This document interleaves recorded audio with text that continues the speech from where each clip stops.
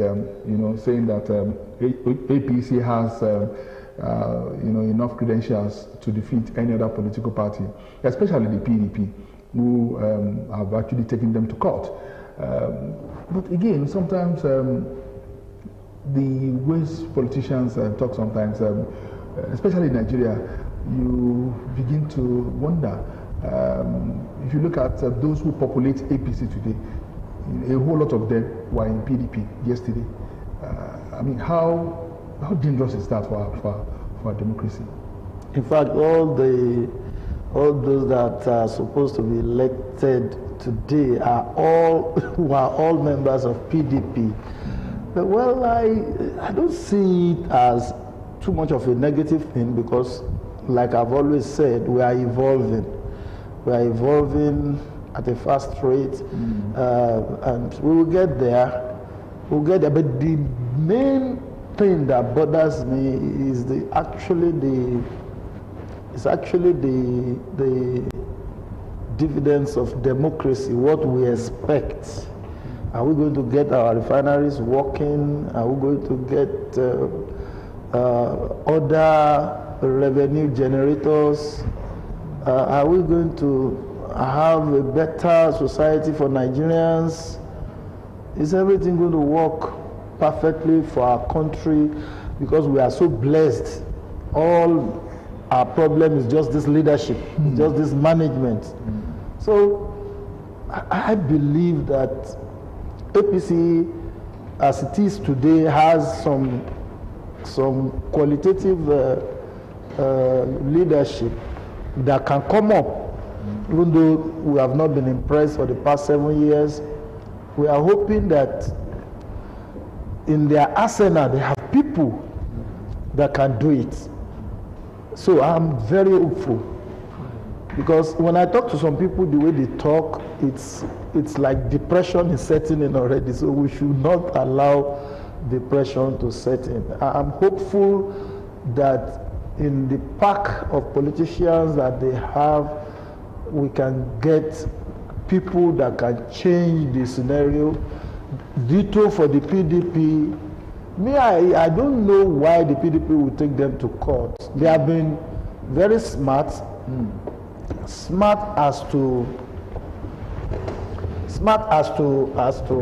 have not allowed elected officials to vote in this convention. Because if they had done that, and the Abeokuta and the Supreme Court upholds the section 84, subsection 12, and other sections under it that negates elected officials or political office holders from voting in a convention, then they would have shot themselves on the leg. So by staying away from that danger, I still believe they are on course. Okay, but I think we're having some a glimmer of hope, at the end of the tunnel as regards defection, because we're talking about defection. Look at the case of 20 lawmakers in Cross River State who defected to APC, and the court, sacked them. And of course, it also happened in Ebonyi State. Progress for us democratically? Yeah, it's a sign of progress. Hopefully, if we are able to work on it, at least it's been established through the law courts that that thing cannot just continue to be unnecessarily, and every politician will now be, very careful in making steps that would look like a gamble that could fetch you zero at the end of the day. Let me quickly refer to what my friend Poloni is saying here, which I quite agree with, in terms of the carefulness of APC concerning section 8, subsection 12 of the section 84. That's section 84, subsection 12 of the Electoral Act. You were asking about the PDP's legal move to make this convention zero at the end of the day, and asking for APC to be, kind of scrapped, deregistered. And I told you, definitely they have legal departments. If their legal departments knew that that would be very dangerous, they wouldn't have gone ahead anyway. But they've seen it that if section 84 subsection 12 should be complied with. Better for them to step down those who have been asked not to partake in this convention, for them to have stepped down. And that is just a proactive strategy towards making sure that if at the end of the day something like that should hold water, then they will not be found wanting. But concerning those that he talked about, and I mean concerning the PDP aspect, asking for APC to be ready, if APC were to have been in doubt, they wouldn't have continued anyway. So I think their legal departments must have advised appropriately. Perhaps that thing coming from PDP will not necessarily hold water. But that's why we are saying if and not when. If it comes to be, then it's dangerous for APC. The registration of political parties, I think 22 of them have been registered now by INEC. And are we also getting somewhere with that decision? Because some parties are just appearing in name. They really don't have addresses. You know, in Abeokuta, we had to go through some exercise. Some a few years ago, we were looking for addresses of political parties. We couldn't just find them. You know, some were in the sitting rooms. Exactly. You know, I believe, like I said, we are evolving. That's a good one. The registration by the Supreme Court, it's a very good one. But I think the court stopping those that decamped or jumped ship is still not. There is no finality in it yet, because in the amendments, the constitutional amendments, the 46 that were passed by the National Assembly, they rejected that provision. They rejected the provision. It's not law. It's not law. It's on moral grounds that these courts are doing what they are doing. And I think if those affected goes to the upper courts, it might end up in shambles. This is what we should do. Morally, somebody should not do an election by a political party, and then you now get elected, you suddenly just jump ship like that. It's immoral. It's not good. But it is not in our law yet. It's not in our law yet. And except the judiciary steps in like they are doing, and the Supreme Court upholds what they are doing. Governor Umahi is still in office. He has gone to the appeal court, and from there, if he's not satisfied, or neither both sides are not satisfied, they go to the Supreme Court. Except the Supreme Court does that give us that moral kind of referee that we would have loved them to be, being a tier of government, then nothing will come out of it. Does that have to be in our constitution? Isn't it just a question of political morality? You know, if our political parties were actually founded on ideologies and philosophies, because in so many years back, I mean, in the years of UPN, there were no really issues of party defection. MPN controlled the center.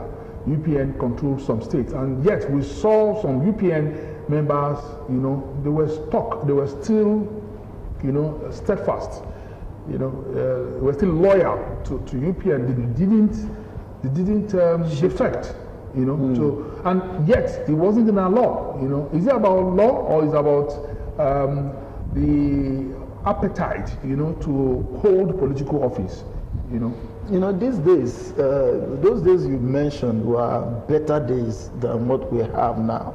I think we are testing all vices and virtues.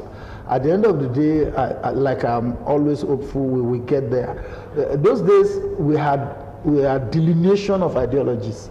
If you are a member of Action Group and you eventually ended up in UPN, you will not even go to marriage ceremonies of the MPN people. You won't even belong to the same club with them. That was how distinct they were.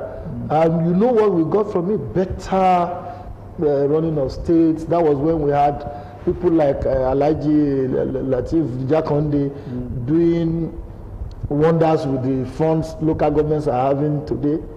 and billions are being given to states, and we don't get much from it. So that was a very different dispensation. But I still believe that eventually we'll get there. Look at the amendments recommended by the National Assembly. For instance, there is independent candidacy.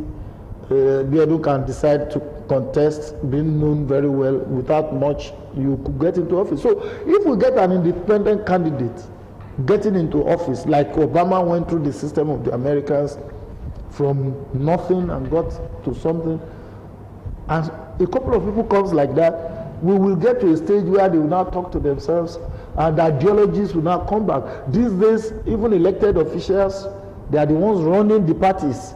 Parties don't have a say. A president will tell you, this is the chairman I want, like we're having consensus now. And that's what Baba Basso just started that. Parties were stronger when Baba came, and Baba decided to use, military sense and brigado level, and took over the machinery of the parties. And that's what we are suffering today. That's what we are suffering today. Except parties now become supreme to the extent that the president will threat in the presence of the party chairman. That's the only time things can maybe change. Does he also not say any things of, okay, you want to create? You see, the templates of the Second Republic that you refer to, of the MPN, UPN days, is different from the dynamics that is playing out now. Like he said, and like you referred to, those were the days where you can narrow it down to ideological paradigms. But as it were today, it's a matter of interests, pecuniary gains that almost most of our politicians are pursuing. And that's why there's virtually no difference between APC and PDP, as it were. And that's why it's very easy for them to cross carpet, because there's virtually nothing they're holding on to in terms of principle.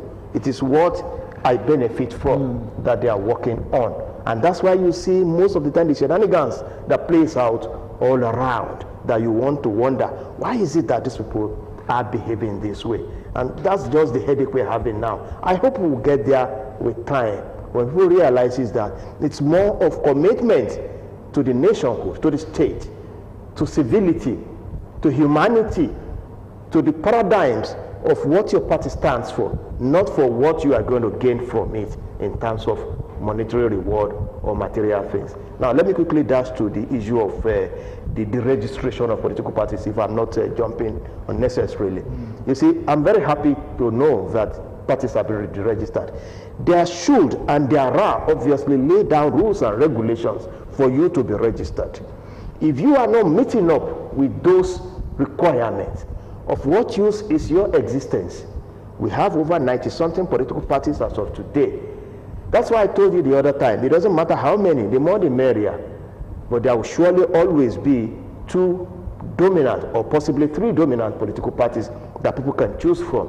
If others feel that they are left behind, they should, harmonize and find a way of coming forward as possibly a third force in this system that people are asking for, and let's see how formidable they are. But where you are registered as a political party, you don't have an office where you're supposed to have throughout the federation, where in some instances, even in Abeokuta here, some political parties have been found to have the secretariat inside their living room, or they are not existing at all. Then why should you not deregister such a political party, for God's sake? So it's yes. So of what essence is having such a political party? You want a party that have a united purpose of galvanizing interests for the purpose of governance. Some people are even saying that those parties merely exist because they just want to be available when the ruling party. Some are subsidiaries. Yeah, subsidiaries. Exactly. Like you have a conglomerate.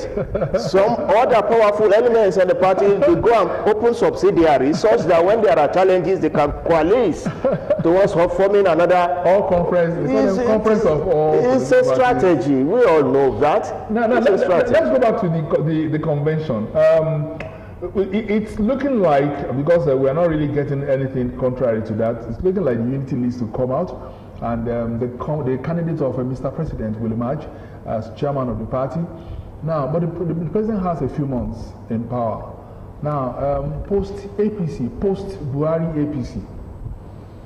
You don't think Buhari will still hold on to the jugular of Adamu as APC president, will still determine things from Katsina?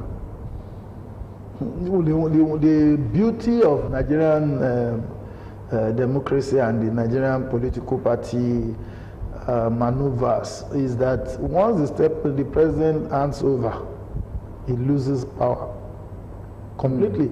No matter how much he wants to prepare to still control the party after he hands over as president, it's not going to work, because Nigerian politicians, they have their own mind, especially about the sharing of resources. Once the president is sworn in, he will remove that apron. He will remove himself from the apron strings of the president. Now he also becomes the party leader. He also begins to control the party. He can even do what Mr. President did, remove the chairman and set up a committee that will oversee everything. And that's why PDP is going to court, because Bodney is a governor, is also chairman of, which is against the law. That's why they went and said, okay, it's just a committee. It's not that he is the chairman of the party. So there is a thin line there. I believe APC is treading a very dangerous path. Immediately they brought a governor, a sitting governor, to act as chairman of their party, organize their conventions. I know that they are playing a very dangerous game, a very, very dangerous game.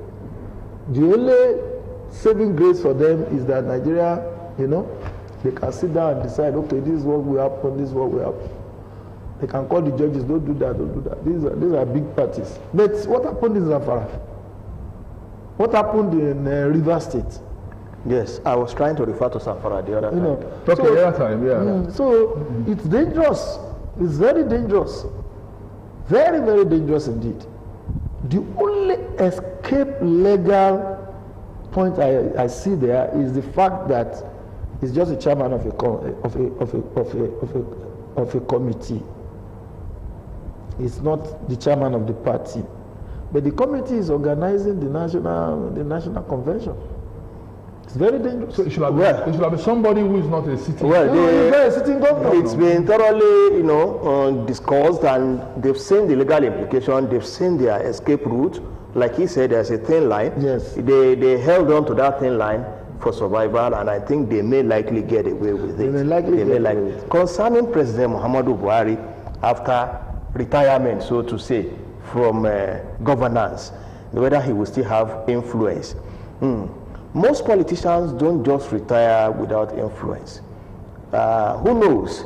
Like I used to say, it appears there are some people that owns this country. It appears, I'm not saying categorically that some people actually own this country. And it appears most of us are tenants, so to say, in Nigeria. And if that is the situation, what if he joins the league of those landlords? He might not be so active. Remember, I told you, we all know he's a retired general. He has his own strategies. Hardly do you see any head of state that is out of office in Nigeria that does not have influence in this country, be it in governance or out of government. I may not rule it out totally that he may not have influence, because before leaving office, they have a way of putting things in place to the extent that they will still have chances of saying, why not go this way or why not go that way. But like Papa Sojo will always say, you may advise me, I may decide to drop it to the waste basket. But one way or the other, they don't just advise, they have their own strings that they can pull as well, because they've been there, they know the inner circuit, they have the power, and they know how to pull the strings. Especially when they want to pull the strings. Maybe one former president that has pulled the strings is former President Chief Olusegun Obasanjo, the letter writer. Maybe Buhari will not come close to Chief Obasanjo. Maybe, engineering. He cannot. He cannot. Chief Baba Obasanjo has decided all our presidents. And that's why, I follow him a lot. I study him a lot. I try to study him, what tickles him, what's about this great man. So when he comes writing letters, I just sit back and say, to give us this man now. All the presidents we've had after him, which one didn't he influence to get into office? He influenced Yaradua. He influenced Yaradua. Jonathan. He influenced Jonathan. He didn't influence Buhari. Did he influence Buhari? Of course he did. Of course he did. Buhari went and lodged, President Muhammadu Buhari lodged in Jagaban's house, and from there they were shuttling Abeokuta. And has been his severest critic. Criticism like that. No, normally what Baba does is that they get into office. Yes. 1 year, 2 years, is their friend, then suddenly he starts criticizing them. You see, Baba Buhari may not be like Papa Obasanjo. He can't. But it's not impossible that he will use his own strategies because we are not of the same make. So he might come in with his own strategy, and in fact, those who needs him knows that they've got to go to him. They do. After all, they go to Mina to see Babangida. They come to Abeokuta here to see Obasanjo. They may likely be going to him as well. Who knows? With time, they will still be going to Jonathan as well. They have their own ways of doing things. At the end of the convention of APC and at the end of the declaration of PDP2 of their presidential candidate, maybe you're going to see more visits in Abeokuta. Of course. They started visiting. Like I said the other time, don't be surprised. You'll be shocked to the bone marrow the numbers of people that will come out after this convention. And that's why I said, whatever it is that Asiwaju is doing for now, this thing is not a 100-meter dash, it's a marathon race. Okay, we are not done yet. We'll be taking a break now for our news, Yoruba news, in brief, and we'll also take a few other programs, and we'll come back at 5 o'clock. Guests are still here. This is just for them to take a breather and rest a bit, and come back to analyze the convention and the other issues that surround 2023 general elections in Nigeria, as far as, especially as far as internal politics of the political parties are concerned. We still have Engineer Pauloni and Mr. Ola Animashan. We'll come back shortly. Stay with us, don't go anywhere. Still the People's Tally analyzing the APC Convention 2022. Stay with us.